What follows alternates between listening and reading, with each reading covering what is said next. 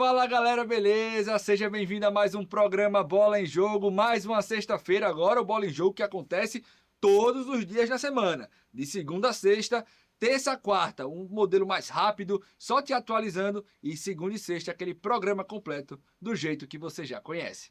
Vamos nos apresentar aqui mais uma vez para você que não conhece ele. Fábio Novaes, seja bem-vindo mais uma vez. Um homem pequeno desse você ainda não viu por aqui, rapaz. Que coisa incrível. Tá bem diferente. É muito diferente, rapaz. Mudei totalmente. O que está diferente, na verdade, é o Campeonato Brasileiro da Série B. Mudou tudo. Rapaz, novo formato, Felipe. Eu Bom. achei super legal. Gostei. Achei muito bom. Um campeonato que já é competitivo, vai ficar ainda mais. Né? Até o sexto colocado pode subir para a Série A do Brasileiro. Coloca na tela aí, Thales, como é que vai ficar mais ou menos essa questão aí. Primeiro e segundo, direto, como sempre foi.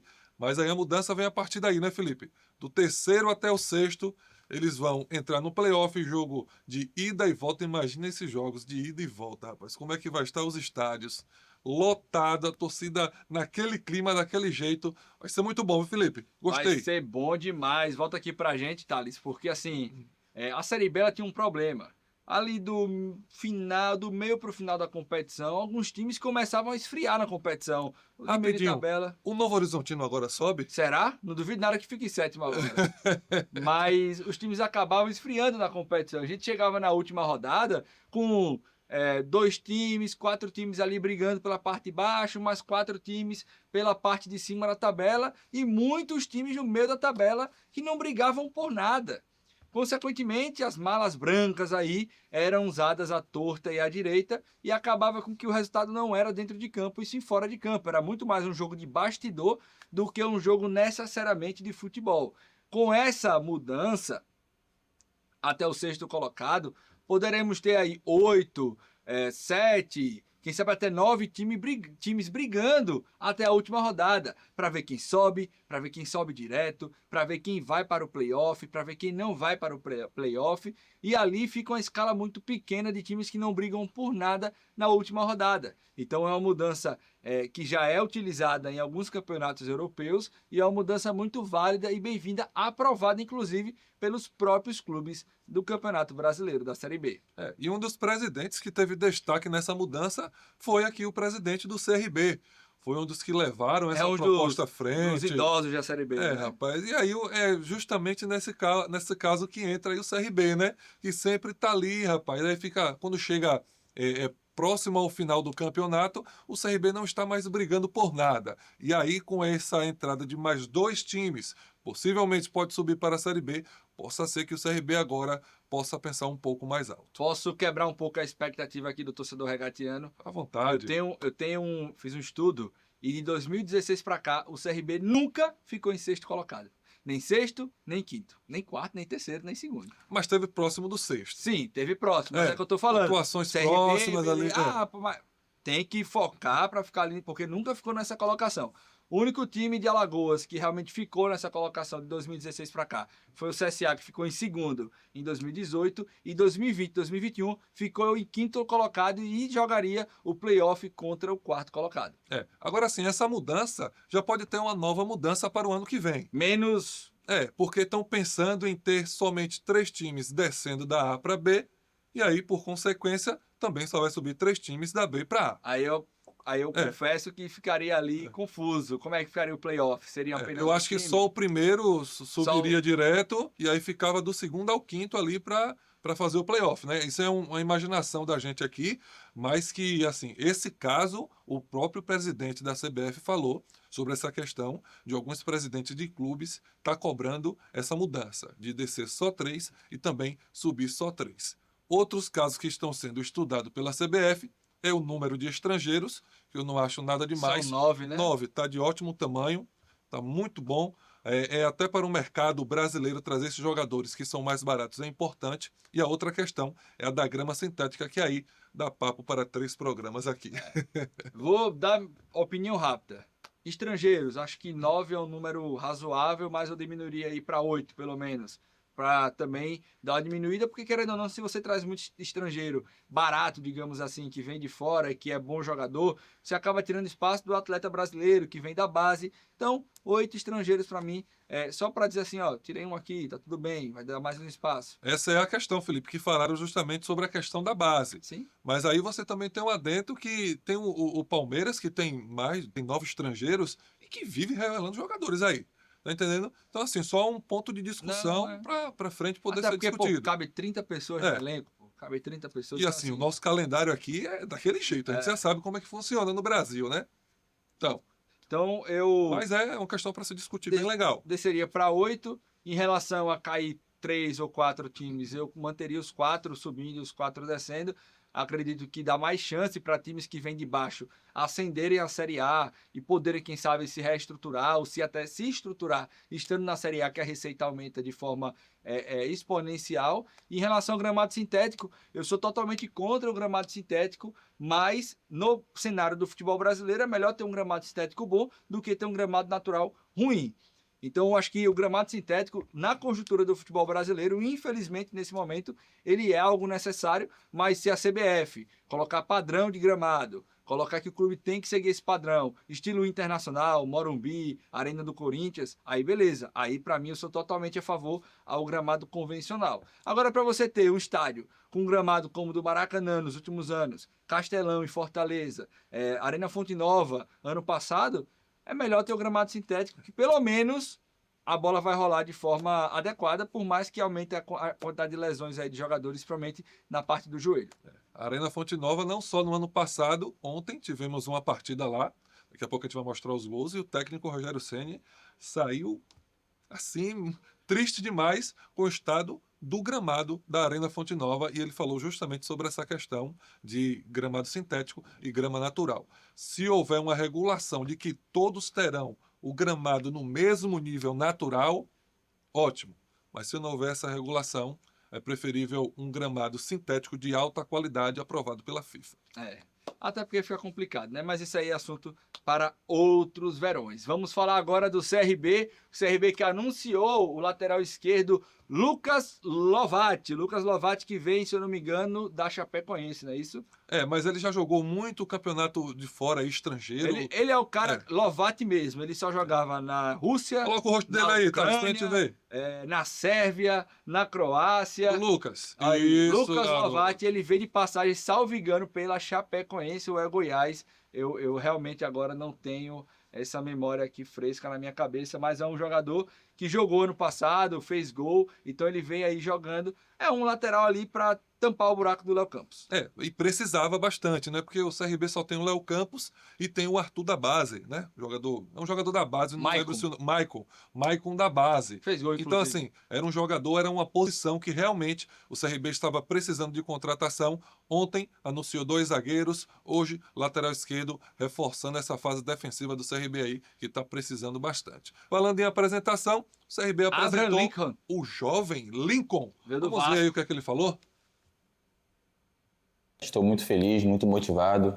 Vim com a expectativa de jogar, de ajudar, ajudar no que for possível dentro e fora de campo. É que eu gosto de marcação. Vim com busca de jogar mais minutos, mas sempre ajudando, respeitando o treinador, buscando o meu espaço. Vou me dedicar ao máximo e torcer. Todo mundo pode esperar muita dedicação, muito respeito ao clube, que eu vou dar meu melhor dentro e fora de campo para poder fazer o CRB estar no lugar que merece. Eu sou um zagueiro muito rápido, sou muito bom no 1 contra 1, gosto de sair jogando, faço gols também. Acho que essas minhas principais características são essas. Já estou pronto, já estou apto, cheguei agora, mas estou à disposição do treinador porque ele precisar. Se ele quiser contar comigo, já estou à disposição. Me sinto pronto bem fisicamente, mentalmente, tecnicamente e estou à disposição do treinador porque ele precisar. Tá aí o jovem Lincoln, devidamente apresentado pelo CRB e diz que já está aí à disposição do elenco para a próxima partida, que será neste final de semana. Vamos ver aí a aposta do CRB para a temporada de 2026, Felipe. Da base do Vasco da Gama, tem passagem também pela Seleção Brasileira Sub-20. É uma aposta também para tentar tirar essa pressão em cima do sistema defensivo, que quando não tem nem Fábio Alemão nem Henry, entra em desgraça total e colapso. Já pulando para o CSA que joga agora no próximo sábado contra o Cruzeiro da Arapiraca, brigando pela primeira colocação no Campeonato Alagoano. Para falar dessa partida, o número 7 do Azulão, Matheus Souza, falou um pouquinho com a imprensa, coloca na tela. Todo jogo ele é muito difícil, muito disputado, a gente sabe do nível da competição, mas acredito que os dois clássicos, né, contra o ASA e contra o CRB, foram dois jogos que a gente teve que se impor muito mais do que nos outros jogos, né? É claro que todo jogo a gente encara como uma decisão, só que esses dois jogos, pela qualidade da equipe adversária também, pelo nível de confronto que a gente teve durante a partida, eu acredito que foram os dois jogos assim que a gente teve um pouco mais de dificuldade, mas graças a Deus a gente conseguiu suportar bem. Contra o ASA foi um jogo difícil, mas tivemos oportunidade. Contra o CRB também a gente saiu atrás do placar, conseguiu buscar e tivemos chance de sair vitorioso.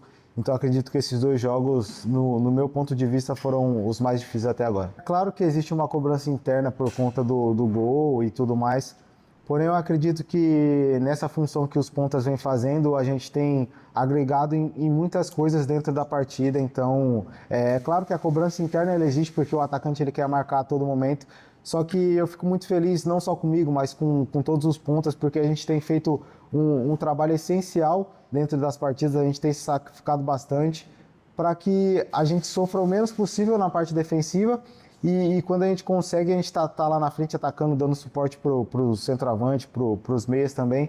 Então é claro que a gente quer marcar, a gente quer estar sempre marcando para trazer mais confiança também, só que a gente está vencendo os jogos, isso tem sido fundamental. Então quanto a isso, a cobrança ela existe mais por conta minha mesmo, né? Porque eu quero marcar, quero ajudar meus companheiros. Então é isso, Matheus Souza e toda a esperança aí do CSA classificar para a grande semifinal do Campeonato Alagoano em primeiro lugar, fugindo assim, quem sabe, do ASA e do CRB. Para mim, tem que ser uma prioridade do CSA golear o Cruzeiro da Arapiraca e torcer para o ASA pelo menos empatar ou quem sabe ganhar aí de 1-0, 2-0 e o CSA botar um 6-0 aí no Cruzeiro, porque o CSA jogando com o time reserva ganhou de 3-0 do Cruzeiro da Arapiraca e estava ali com um time meio misto para titular. Então acho que o CSA tem essa capacidade. Vamos ver então aí como é que vai ficar essa classificação. Coloca na tela, classificação, jogos, Felipe. Ó, tô aqui, olha hein? só, você tá aí, rapaz. Mudou, gostei. Bonitinho aí, ó, tá vendo? Gostei. Então vamos lá, ó. Amanhã, Coruripe e CRB às 16. Esses jogos, amanhã às 16 horas, todos os jogos no mesmo horário. Asa e Penedense, CSA e Cruzeiro, Murici e CSE. Eu ia falar, deixa eu sair aqui para não aparecer. Olha só a classificação lá, Felipe. O Asa está em primeiro, garantido 14 pontos, mesmo número de pontos do CSA. E o CRB tem 13. E o Murici está ali com 8 pontos. E o Cruzeiro de Arapiraca vem ali com 6 pontos. Vale lembrar que o CRB ele vai enfrentar o Coruripe. Coruripe, que é o time que precisa vencer para sair da zona da degola ali, né? Tá na zona de rebaixamento, por enquanto é o clube que está sendo rebaixado para a segundona do estadual. Então o CRB não vai ter uma parada fácil lá em Coruripe. Realmente o Coruripe vem com tudo para tentar não ser rebaixado. Na verdade aí, desculpa, Felipe, todas as partidas aí valem alguma coisa na competição. Sim, sim. Ou é para você se sair de vez de cair para a Série B, ou para você se livrar, ou para se classificar em primeiro, tentar passar o Murici. Então todos os jogos aí têm uma valência. Vou te dizer uma coisa, em relação ao Murici e CSE. O Murici, ele joga basicamente pelo empate ali, porque acho muito difícil que o Cruzeiro ele vença o CSA e acho muito difícil que o Penedense vença de goleada, principalmente o Asa, porque o Penedense precisa tirar menos 4 de saldo, o Murici tem 1 e o CSE precisa tirar 3 de saldo. Então o CSE precisa aplicar um 4-0, um 3-0 no Murici e torcer para o Penedense não vencer a sua partida contra o Asa. Então realmente não é tão fácil. Então acredito que o G4 já está formado. O que a gente tem que definição aí é quem vai ser rebaixado, se é o CSE ou o Coruripe, e quem vai ficar em primeiro lugar, que é o Asa e o CSA. E um empate aí, Felipe, entre Murici e CSE pode livrar o CSE de ser rebaixado, pode classificar o Murici pela questão do saldo de gol também. Porque aí o Coruripe teria que meter uma goleada no CRB para fazer 5 pontos. O CSE tem 4, empatando vai para 5. mas tem ali um saldo de -2 e o Muricy de -7. Tinha que meter 5-0 no CRB, que é um caso assim que muito difícil de acontecer, né? O Muricy não ganhou de ninguém e não vai ser agora que vai meter um 5-0 no CRB dentro do Rei Pelé. Meu palpite, olhe para essa tabela que ela vai ficar igual como está. Eu também acredito que vai finalizar desse jeito O Asa aí. vai vencer por 2, 3-0, o CSA vai botar também ali um 2, 3-0, o CRB vai vencer o seu jogo, o Muricy vai empatar ou ganhar ali do CSE, o Coruripe vai ser rebaixado e o Penedense, o Cruzeiro e o CSE vão para casa descansar mais cedo. Então Acho é que isso aí.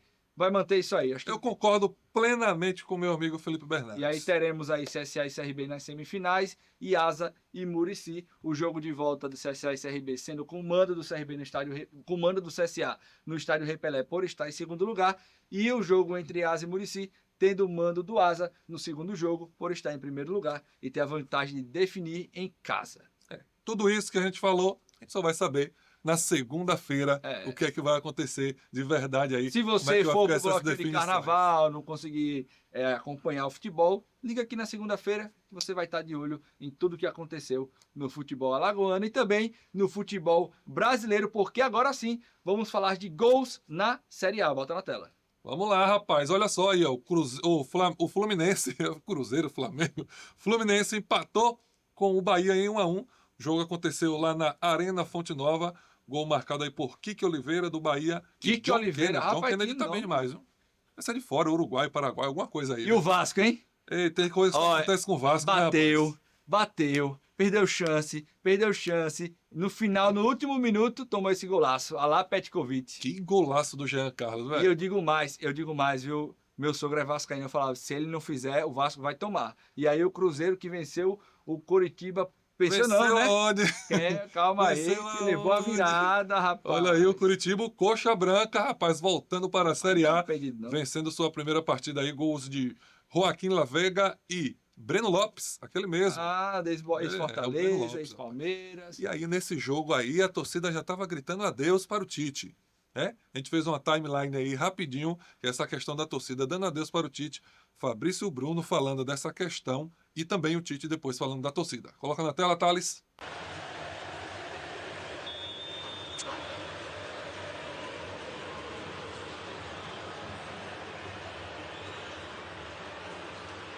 Cara, o ambiente é o melhor possível. A gente trabalha, a gente se dedica no dia a dia para vir chegar nos jogos e entregar resultado. Acaba que as coisas não vêm acontecendo. Talvez se a gente faz 2, 3, 4 no primeiro tempo, nem era eu que estaria aqui dando entrevista, seria outra pessoa. Então, mas vamos lá, cara. A gente tem plena confiança no trabalho do professor. Claro que é uma metodologia diferente do que a gente vinha praticando no ano passado. E por mais que o torcedor não tenha essa convicção de que nas coisas do futebol demanda tempo para a gente começar a pegar o jeito e começar a performar.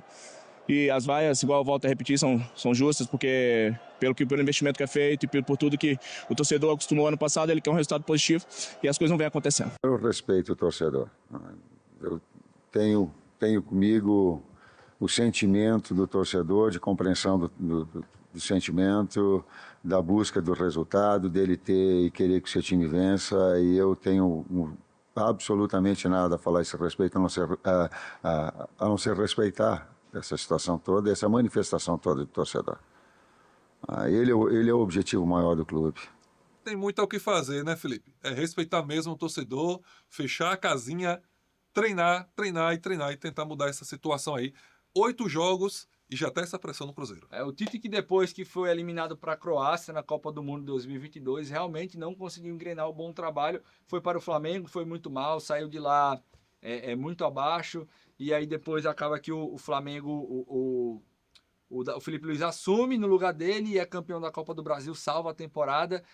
2000, agora passa um tempo, passa 2025 ali em celibato, descansando a mente, cuidando de problemas mentais, que futebol não é fácil realmente, é muita pressão. Volta para o Cruzeiro, todo mundo acha que ia voltar renovado, com novas ideias e continua os mesmos problemas. Não acho que o Tite vai sobreviver muito tempo no Cruzeiro, já está desgastada essa relação, mas 2 jogos no máximo ele deve estar pegando a rua para longe do Cruzeiro, que merece um técnico bom porque, cara, fez um grande trabalho com o Léo Jardim, né? Leonardo Jardim, na temporada passada. Então, assim, o elenco é bom. Foi reforçado, trouxe o Gerson, que foi um pedido do Tite, e ele não faz o time jogar. Tem de errado, acredito que não é o time, e sim o técnico. O Tite, que apesar de não ter ganho uma Copa do Mundo, fez um trabalho muito bom com a seleção brasileira, né? Mas sempre no momento decisivo mas ele aí vacilava. muita gente pode pensar assim, mas Corinthians. pegou clubes, seleções mais fracas e vencia e não sei o quê, mas nós estamos vendo como foi a seleção brasileira aí nessa temporada, né? Pegou seleções fracas e teve bastante Mas eu vou te dificuldade, se falar. classificou. A melhor safra que o Brasil já teve desde 2006, 2010, até tinha uma safra boa, foi 2022.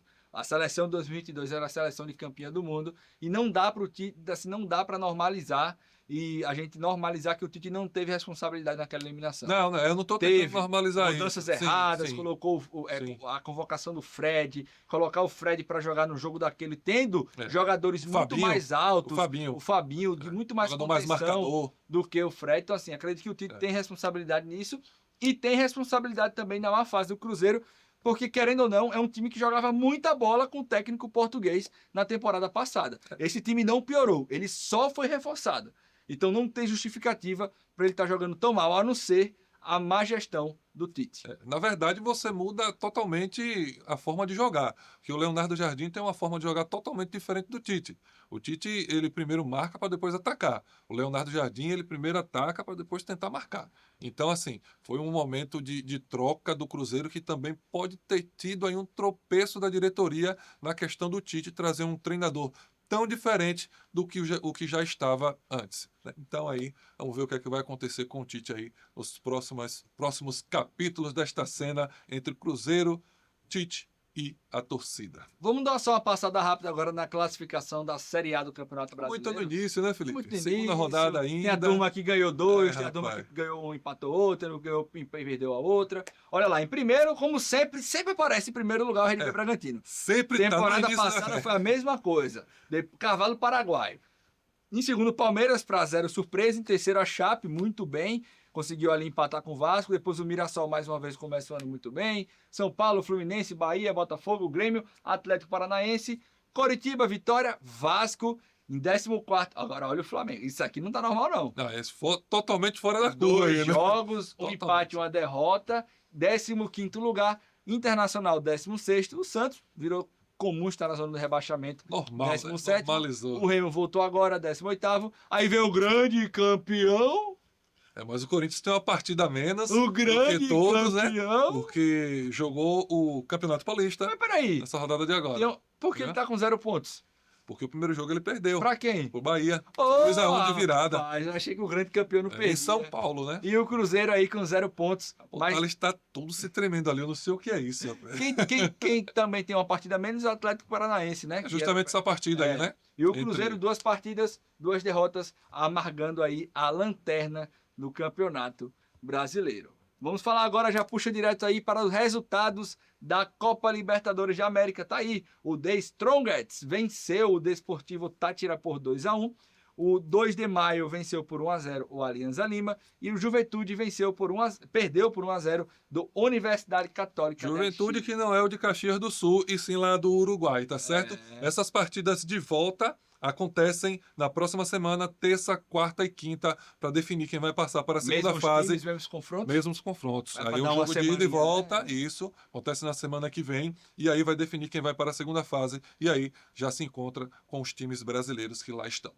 Vamos lá então falar agora do que vai acontecer no final de semana, porque temos clássicos nos estaduais. Sim, Coisa boa, viu? decore. Final de semana, campeonato estadual. Dia de semana, campeonato brasileiro. Não confunda. E aqui você tem acesso a tudo isso. Então, quais são os clássicos, Fábio?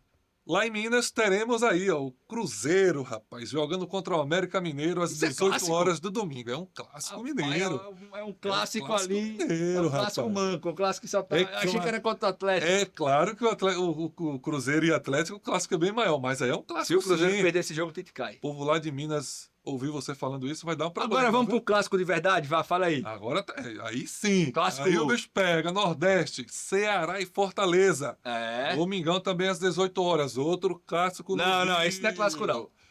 Vasco e Botafogo, meu amigo, Botafogo é time, é um bairro, pô, não é time não, pô. Não, Esse cara quer ser levado. Clássico é Fla-Flu, Tá clássico é corajoso, Flamengo e Tá Vasco. corajoso. Não existe clássico Botafogo, pô. Não E aí, existe. e esse agora? Esse E aí, me diga aí. pra mim, Diga aí. o maior clássico do futebol paulista, o segundo maior clássico do Brasil, pra mim só perde para Palmeiras e Flamengo. Para mim, o maior clássico nacional atualmente é Palmeiras e Flamengo, mas Corinthians e Palmeiras, para mim, tem a maior rivalidade. Esse local. sempre é um jogo quente, viu? É um jogo apertado. E aí, o Corinthians vem de título na Supercopa, venceu com o time Palmeiras reserva vem agora. engasgado com o Corinthians. Ano passado não ganhou uma partida do Corinthians. O Corinthians venceu agora com o time reserva. E o no Palmeiras vem Campeonato bem, Paulista. viu? E o Palmeiras venceu, Vamos fazer o seguinte? né, na semana 5-1. Fichas para esse confronto Corinthians e Palmeiras, Fichas. que envolve meus amigos, né? Mas Fichas. são 5 fichas para o Corinthians, 5 para o Palmeiras. Pipocou. 10 fichas para o Palmeiras, Rapaz. 0 para o Corinthians. O Felipe hoje veio corajoso demais, viu?